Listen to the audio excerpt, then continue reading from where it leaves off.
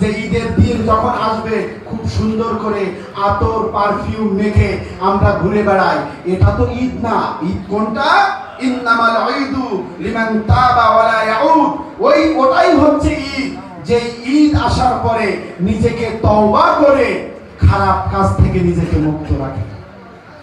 আল্লাহ পাক রব্বুল আলামিন বলতেছে যে বান্দা, তোমরা তো অনেক গুনাহ করেছো, কোনো সমস্যা নেই।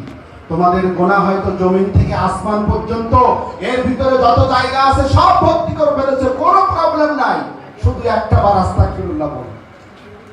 আল্লাহ পাক রব্বুল আলামিন বলতেছে লা তাকনাতু মির রাহমাতিল্লাহ, তুমি আর কত গুনাহ করেছো।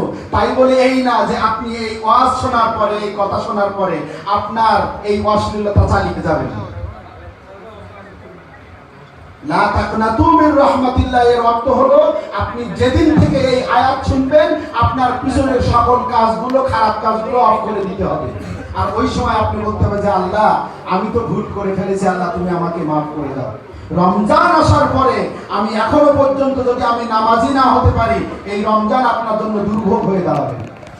কারণ রাসূল আকরাম সাল্লাল্লাহু আলাইহি ওয়াসাল্লাম বলেছে আসসিয়ামু ওয়াল কুরআনু ইশফিআনি লিল আবদ।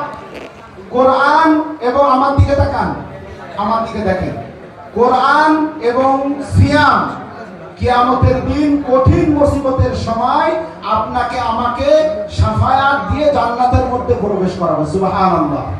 তো এই জন্য আসুন আমরা আমাদের এই লাইফকে, এই যে 4টা পয়েন্টের কথা বললাম, এইভাবে আমরা ঈদ পালন না করে রাসূল আকরাম সাল্লাল্লাহু আলাইহি ওয়াসাল্লাম এবং